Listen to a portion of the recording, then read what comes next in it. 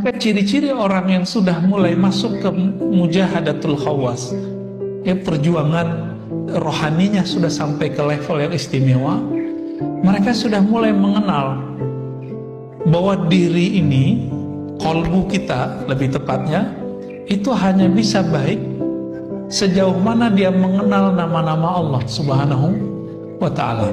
Maka semoga di sini nanti, atau sudah ada ya, kajian Asmaul Husna.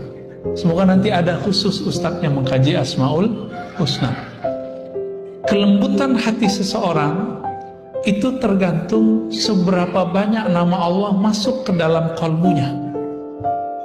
Jadi Bapak kalau pernah berpikir kenapa ya hati saya keras gitu, pertanyaannya sederhana, dijawab dengan sederhana. Karena kamu jarang memasukkan nama Allah ke dalam kalbumu. Kalbu itu makanannya cuma satu Pak, nggak bisa pakai yang lain. Makanan cuma nama Allah. Dalilnya surah Ar-Ra'd ayat 28. Nggak ada yang lain. Al-Anfal ayat 2. Ya, nggak ada yang lain. Hanya itu. Jadi makanannya kalbu itu hanya menyebut nama Allah. Nama Allah yang diajarkan Nabi banyak, tapi beliau memberikan ada kekhususan pada 99 nama. Orang yang membaca nama ini sebelum dia masuk surga yang hakiki, dia telah merasakan surga bau-baunya di dunia. Apa kata Nabi? Surga itu dapat dicium dari 500 am masirah, dari 500 tahun perjalanan. Maksudnya apa? Semenjak kita di dunia, kita sudah bisa mencium surga.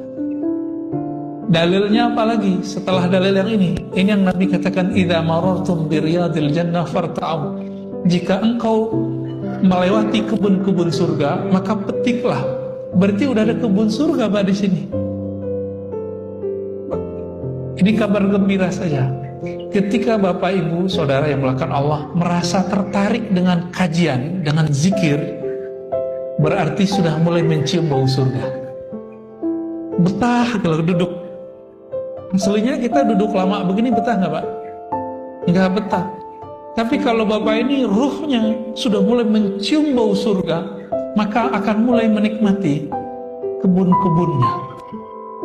Ah, ini baru Riyadul Jannahnya. Riyadul Jannah itu di dunia itu ada dua. Pertama ta'lim, yang kedua zikir.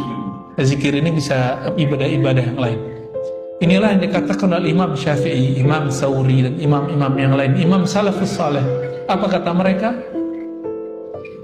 Kalau bukanlah karena ilmu, kalau bukanlah karena tahajud, kalau bukanlah karena majelis zikir, aku tidak memilih tinggal di dunia. Jadi mereka itu betah tinggal di bumi. Kenapa? Karena ada tahajud, ada subuh berjamaah, ada ta'lim. Nah ini yang bikin mereka betah Pak. Ada zikir, baik zikir sendiri atau berjamaah. Ini yang bikin betah para ulama kita dari dulu.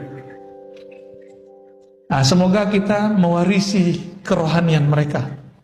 Nah ini sudah masuk nih mujahadatul khawas, mujahadah orang-orang yang istimewa.